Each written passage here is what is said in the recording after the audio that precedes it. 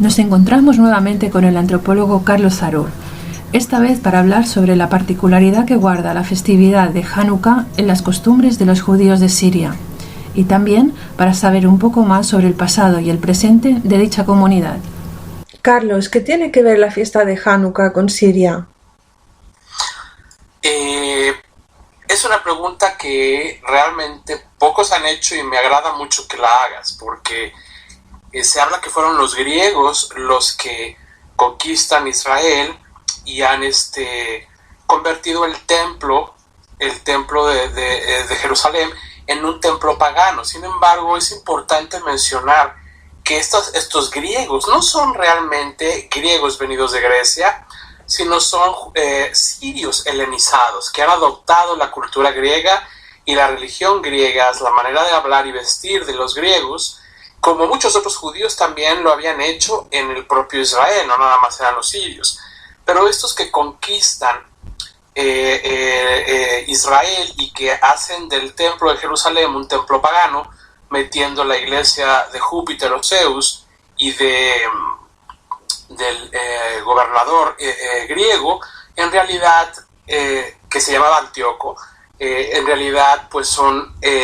sirios helenizados de cultura griega.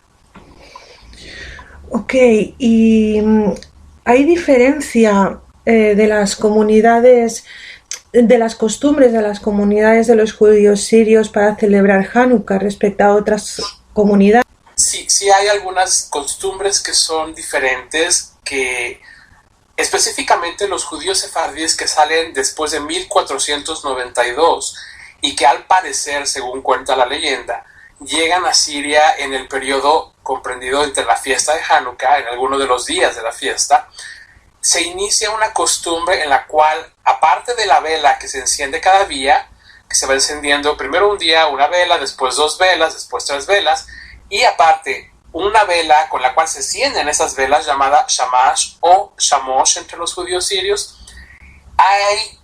una costumbre de encender una vela extra cada día, otro shamash, que es para recordar que llegaron de España, exiliados de España, pasando por muchos problemas, a Siria y fueron recibidos muy bien por los judíos nativos de Siria y por la población local, y lo festejan como un milagro extra. Es decir, aparte de ser Hanukkah y que se festeja el milagro del aceite que duró 8 días, que no era para más que durar un día y duró 8, ellos encienden esa vela extra todos los días para recordar que ellos llegaron a Siria durante la fiesta de Hanukkah y que fue un milagro que hayan podido llegar después de la expulsión de España, que fue un hecho muy traumático para ellos, a una nueva tierra en el oriente, cerca de la tierra de Israel, y que es también considerada ciudad santa por los judíos, específicamente por los sefardíes. Y fue para ellos un hecho milagroso de alguna manera, y por eso es que encienden esa vela extra. Incluso hay algunas Hanukkiot que tienen ese shamash extra, para colocar ese shamash extra, que es muy único, exclusivo de los judíos sefardíes que llegan a Siria después de 1492. Hay otras costumbres que son más generales y que tienen que ver con ritualística, que son compartidas con algunas otras comunidades sefardíes y orientales, como por ejemplo usar únicamente aceite de oliva. Modernamente ya se usan velas, etcétera, aunque hay una tendencia de volver a usar el aceite de oliva como se usaba, pero las comunidades sirias típicamente siempre han usado aceite de oliva para encender sus luces de Hanukkah. Por eso mismo es importante mencionar que el usar el aceite de oliva es realmente la manera correcta de realizar la mitzvah que se nos dice que se tiene que hacer en Hanukkah, que es encender las luces de Hanukkah, no las velas de Hanukkah. Mientras que otros judíos de otros orígenes, sobre todo en Europa, siempre han utilizado velas desde que existen en los 1400, se popularizan las velas y ellos las comienzan a usar, pero hay algunas interpretaciones rabínicas que nos dicen que al usar velas no se cumple la misma de encender las luces de Hanukkah, ya que en el templo no se usaban velas, sino eran luces en base a aceite de oliva. Otra costumbre que es un poco diferente es que en realidad todos los sefardíes, usamos una Hanukkah, o sea, un candelabro o una menorá únicamente para toda la familia, mientras que las comunidades ashkenazíes es que a veces cada miembro enciende su propia Hanukkah y se reúnen todos en la donde van a encenderlas y las ponen juntas, pero no es nuestra costumbre. Nuestra costumbre es únicamente encender una sola Hanukkah para toda la familia, y es donde toda la familia se va a reunir y a cantar y a comer, etcétera, pero no encendemos varias Hanukkiot o varias candelabros, a no ser que se quiera hacer, pero no es una costumbre que sea nuestra en realidad. Entonces, Carlos, entendemos que los judíos sirios son sefardíes. Es muy importante mencionar que entran sí dentro de la categoría de sefardíes, pero en realidad son una mezcla. Tenemos que los judíos de Siria son nativos de Siria desde la época del rey David. Estos judíos viven en varias ciudades como Alepo, Damasco, pero otras ciudades que ahora, aunque no son parte de Siria, sí lo eran en el pasado, como Antioquía y como Antiev o Gaziantep. Estas dos ciudades ahora son parte de Turquía, pero originalmente eran parte de Siria, y los judíos de esas ciudades son judíos sirios, no judíos turcos, en costumbres, en lengua, etc. Y a estos judíos nativos llamados mustarabim, o judíos viviendo en tierras árabes, o entre los árabes, se les van a sumar los exiliados de 1492, que obviamente salen porque son expulsados por la reina Isabel y por el rey Fernando, y llegan a Siria, se van a asentar, van a crecer esas comunidades, va a haber algunos problemillas entre las dos comunidades, los nativos y los exiliados. Después van a lograr hacer una amalgama que es muy curioso y muy importante mencionar, que las famosas Takanot, que son las leyes locales de cada región o ciudad, y en este caso estoy hablando de las Takanot de Castilla, son las que van a imperar en Alepo. De esto poco se sabe. Todo el mundo, cuando dice costumbres de Castilla, piensa en los judíos marroquíes, que tienen muchas costumbres de Castilla. Sí es verdad, pero también es una verdad a medias, porque ellos tienen mucha influencia de los judíos franceses, mientras que los judíos de Alepo, los sefardíes de Alepo, van a perder el idioma, el judío español o el judío catalán o cualquiera que fuera la lengua que ellos van a llevar a Alepo, a Siria en general, van a adoptar el árabe, pero las famosas Takanot, las leyes locales de Castilla, son las que van a comenzar a ser empleadas en Alepo. Y es de hecho en la única ciudad del exilio sefardí a donde se van a continuar esas Takanot, esas leyes locales, y que van a continuar evolucionando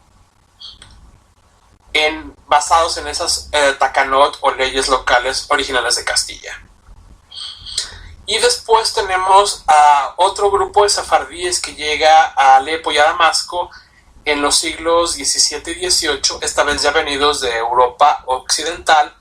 principalmente de ciudades italianas como Livorno, algunos otros de Venecia, algunos otros de Pisa y Ferrara, Ancona, y también vienen de Londres, y van a venir de Francia, y van a venir incluso de Alemania y de Ámsterdam, en grupos pequeños. La gran mayoría son judíos italianos de Livorno, y van a sentarse de nuevo en Alepo y en Damasco, acrecentando el número de estas juderías o de estos núcleos judaicos. Como pasó con los exiliados de 1492, va a haber algunos problemas de aceptación de quiénes son los que van a mandar, quiénes son ciudadanos sirios, quiénes son ciudadanos europeos, quienes son en realidad súbditos del Imperio Otomano, que es lo más importante. Hay que recordar que Siria, como casi todo el Medio Oriente, estaba bajo el Imperio Otomano, el Imperio Turco, y tenían que pagar impuestos a los otomanos que los judíos europeos no pagaban. Era una ventaja. Y estos judíos europeos venían con cultura muy europea, sefardíes sin duda, pero con cultura muy europea, y son ricos la gran mayoría. Ellos vienen con mucho dinero, con empresas, a abrir tiendas, a abrir centros de importación-exportación. Muchos de estos judíos son al mismo tiempo embajadores de sus países en Alepo y en Damasco, o consulados, o cónsules o embajadores, como la familia Picciotto, la familia Franco, que vienen de Livorno y se convierten en una de las familias más importantes comparadas con los Rothschild en Francia, Alemania, Inglaterra, porque ellos se van a extender prácticamente por todo el Medio Oriente y por Europa. Entonces sí, los judíos sirios definitivamente entran de la categoría de sefardíes, no solo porque hay muchísima sangre sefardí, digamos que el 50%, sino también porque sus leyes locales, las leyes de los judíos sirios, van a estar basadas en las leyes que van a traer los judíos específicamente de Castilla. Entonces, todo judío sirio moderno tiene por sus venas 3 tipos de sangre judía, por llamarlo así: la de los judíos nativos o judíos mustarabim, la de los exiliados del 492 que vienen de España, y de los llegados de Europa Occidental, principalmente de Italia, que también son sefardíes. ¿Y hay comunidades sirias actualmente en América, en el continente americano? Claro, de hecho la gran mayoría de las comunidades sirias en el exilio están en el continente americano. La más antigua, siempre hay una disputa que cuál es la más antigua, pero históricamente la más antigua es la de la ciudad de Nueva York, en Brooklyn. Es donde llegan precisamente con la caída del Imperio Otomano. Vienen